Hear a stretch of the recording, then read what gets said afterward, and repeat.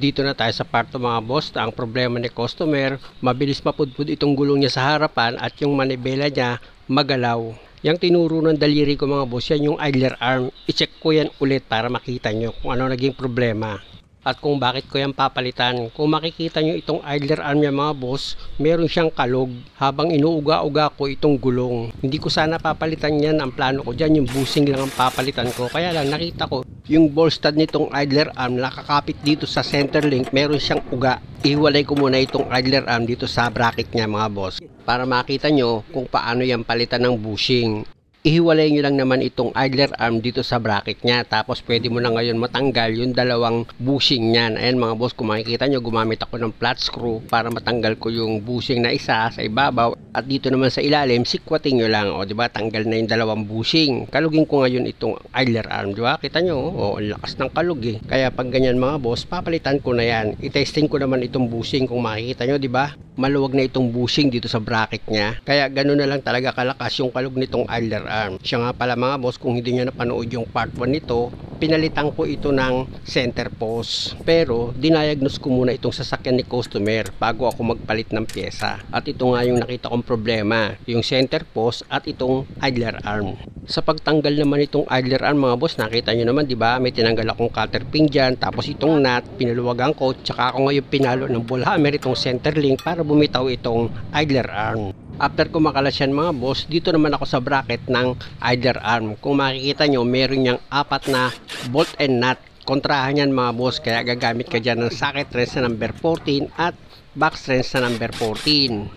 Kailangan mo kasi makalas itong 4 na bolt and nut dito sa bracket ng idler arm mo para matanggal mo yan. Alam nyo mga boss, kung kayo ang gagawa ng sasakyan nyo or kayo ang magdi-DIY pag ganitong klase, kayo na yung gumawa para sigurado kayo na yung piyesang papalitan nyo ay sira talaga. Bukod doon mga boss, nakamura pa kayo, hindi kayo napagastos ng malaki. O pag natanggal mo na yung lumang idler arm assembly mo, o ito na ngayon yung bagong assembly na idler arm. O sa pagkabit naman mga boss, unahin mong ilagay dito sa center link, tsaka mo ngayon ilagay na itong 4 na bolt dito sa bracket ng idler arm mo. At para hindi bumitaw itong idler arm mo, ilagay mo muna yung dalawang nut dito sa dalawang bolt, tsaka mo isunod yung dalawang bolt pa na kulang. Ayan na mga boss, di 4 na yan. Ikumpleto mo muna yung mga nut dito sa bolt, na pag okay na, pwede mo na ngayon gamitan ng impact wrench mo yan, tsaka mo ngayon siya higpitan ng maayos. Siguro naman mga boss, nakikita nyo kung paano ko siya ginagawa. Napakadali lang. Pag okay na yan, o ilagay mo na itong nut dito sa ball stud ng idler arm mo, ipakapit mo na yan dito sa thread nya, tapos gamit ka ngayon ng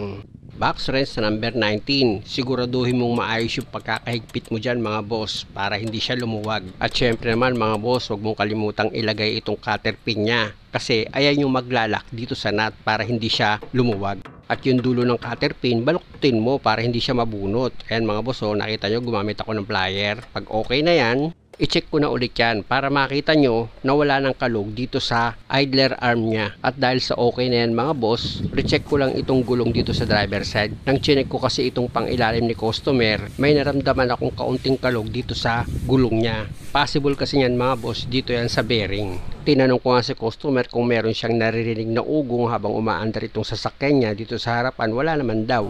Pag ganyan mga boss, pwede kayong mag-adjust dito sa wheel bearing niya. Hihigpitan nyo lang yun para mawala yung kalog nitong gulong. Pero check nyo pa rin yung bearing. Pwedeng masyado ng kalog yung bearing yan, o kaya naman gastado na possible malapit na siyang mabasag. Tanggalin ko na itong center cap niya mga boss gamit itong flat screw. Tapos gamit itong basahan, tanggalin ko muna itong kumalat na grasa. Tsaka ngayon gagamit ako ng plier para matanggal ko itong cutter pin niya, para maluwagan ko nga itong nut dito sa hub. Nakita nyo mga boss, nung matanggal ko itong cutter pin niya, maluwag na itong nut. Pag ganyan mga boss, tuluyan ko munang tanggalin itong nut para ma-check up ko itong outer bearing niya. Paluin nyo ng ball hammer itong hub para yung washer niyan umangat. Tapos sikwatin nyo ngayon siya ng flat screw para hindi kayo mahirapan sa pagtanggal. Pag natanggal mo na itong washer, paluin mo ulit itong hub para umangat naman yung bearing. At pag umangat na itong bearing, sikwatin mo na yan ng flat screw. Pag natanggal ko na itong bearing, check upin ko yan. At dahil wala naman siyang problema, ang gagawin ko dyan, i-repack ko lang yan mga boss. Tsaka ako ngayon lilinisan itong pagkakabitan ko ng outer bearing. Yung inner bearing nito mga boss, wala naman akong nakitang problema dyan dahil pinihit ko naman itong gulong, hindi naman siya kulang na kulang sa grasa. Talagang meron lang siyang kaunting kalog. At isa pa, hindi yan kasali sa budget ni customer. Kaya lang, gusto ko siyang higpitan para pag nag-road test kami mamaya, mas maganda yung magiging resulta at hindi natutuloy sa pagkasira itong bearing dahil nga sa bukod sa nirepack ko na itong bearing ni customer, yung loob nitong hub, sinaksakan ko pa ng grasa yan. Alam nyo mga boss kung bakit ko kinakatwiranan itong ginagawa ko kasi nga may tao ang hanap niya sa kapwa niya pagkakamali. Ang style niyan, kunwari magmamalasakit. Dapat kinalas mo na yan na buo para ganito, ganyan, ganito, ganon. Pero hindi niya alam, may customer na dapat nating unawain na kung wala namang malalang sira, bakit mo naman papalitan ng bearing? Pwede mo naman siyang i-adjust tapos grasahan. Ayaw ko naman palakihin yung trabaho para lumaki lang yung sisingilin ko na labor. Yan lang naman ang problema. O di dyan lang ako mag-i-stick or magpo-focus. Tandaan nyo, yung paggawa nyo ng mabuti, hindi yan magbubunga ng masama. Balik na nga ako sa trabaho, nailagay ko na itong cutter pin mga boss, binaloktot ko na yan para hindi siya mabunot. Tapos ito namang center cap, ilagyan ko ng grasa yan. At gamit itong basahan, punasan ko itong pagkakabitan ko ng center cap. At ang diskarte ko dyan mga boss, itong gilid ng center cap, nilagyan ko ng beta gray yan para pag umiikot itong gulong, yung grasa, hindi siya lumabas. Kaya nga mapapansin nyo minsan sa mga ginagawa nyo, nagbabasa dito sa hub ng grasa, natutunaw siya dahil nga sa maluwag dito sa center cap yun pag ganun. Pero pag nilagyan mo siya ng beta gray, okay na okay yan, di lalabas ang grasa. O pinihit ko na itong hub ni customer, okay na, wala na rin kalog itong bearing niya. Kaya pwede ko na ngayon ilagay itong gulong. Gaya lang ng laging paalala ko sa inyo mga boss, pag hinigpitan nyo yung mga nut dito sa gulong, dapat sigurado kayo. At pag okay na yung pagkakahigpit, i-check nyo siya ulit kung meron pa siyang kaunting kalog dahil okay na, mag-road test na kami ni customer. Maganda kasi mga boss, siya yung magsabi na okay na itong andar ng sasakyan niya, wala nang problema. Before kasi mga boss, itong sasakyan ni customer pag umaandar na yung manibela niya, hindi siya sumisentro. Minsan kumakanan, minsan kumakaliwa dahil nga sa center post at idler arm. Dati raw kasi nakatabingin ng ganyan yung manibela niya pag umaandar. Ngayon, tinakbo namin ng diretso, wala nang problema. Napakaganda ng takbo.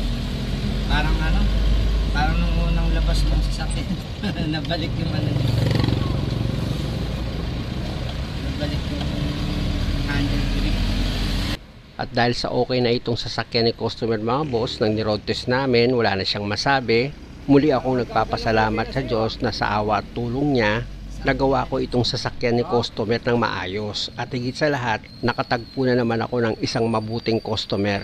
At ito namang tricycle na nasa harapan ko mga boss, kung makikita nyo, ipinilit niya pa rin talaga yung gusto niya. Hindi niya iniisip pag hindi siya napansin ng driver, pwede siyang maaksidente. Sa bagay, naisip ni Manong, lata lang naman itong sasakyan. Kaya ipinilit niya pa rin isiksik itong tricycle niya. Kaya lang nagbago yung isip niya, umatras siya. Naalala niya 18-wheeler pala itong sasakyan. Naisip niya siguro pag nadali sa niyan, madala man siya sa ospital, hindi sa emergency room. At dumilat man yung mata niya, maliwanag na yung bahay niya at marami na rin siyang bisita. At muli mga boss, maraming salamat. Sana nakakuha kayo ng idea at kung maaari, huwag niyo naman sanang kalimutang mag-subscribe sa channel ko. Salamat!